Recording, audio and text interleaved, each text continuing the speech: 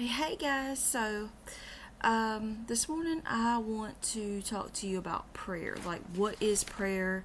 So, I'm going to make just a little quick video and kind of give you some information on what prayer is. And so, prayer is a direct line of communication to God. So, we have our normal prayer language, and then we also have our heavenly prayer language. Okay, so there's probably more, but I have 5 key points of prayer. Okay, and the first one is praise. And so, praise and worship, this involves acknowledging God's greatness, holiness, and power. It is a way of lifting up your heart and voice in reverence and awe. The second one is thanksgiving. Thanksgiving expresses gratitude for blessing, both large and small, is a vital part of prayer. It helps cultivate a heart that is grateful and appreciative. Okay? Number 3 is petition. So, petition and supplication.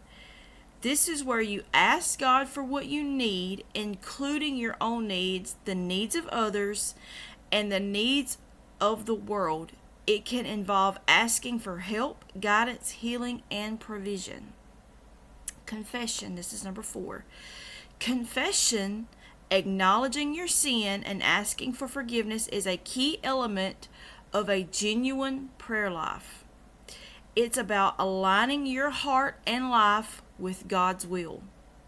And number 5 is intercession prayer.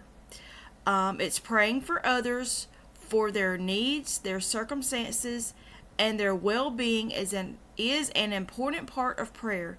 It's about reaching out and seeking God's blessings for those you love and care for. Okay, so there are numerous examples of people praying in the Bible. Now, I've just got a couple, but there are countless, examples of people praying in the Bible. And the first one can be found in Exodus chapter 15, which is Moses. He sang a song unto the Lord. In Genesis 18, it's where Abraham, he pleads for Sodom and Gomorrah. Jeremiah 22 is where Jeremiah cries out in prayer. And Mark 14 is where Jesus prays in the Garden of Gethsemane. In 1 Thessalonians 5:17, the Word of God tells us to pray without ceasing. James 5:16 says the prayer of a righteous person has great power as it is working. So we are to continually pray. I pray all the time. So you can't pray too much. And you can't pray for one thing too much. The Word of God says pray without ceasing. The first mention of prayer is found in Genesis chapter 4. Jesus continually prays during his ministry. Like he's continually praying. Paul mentions prayer 41 times. Fasting, which is abstaining from food or drink or whatever you're fasting to focus on prayer, is mentioned over 70 times in the Bible. Pray continually during all occasions. Okay, so you pray in the good times and you pray in the bad times. Just don't wait until it's your life is going crazy to pray. No, you pray in the good times and the bad times. Acts talks about praying, at different hours, like at the 3rd hour, the 6th hour, the 9th hour.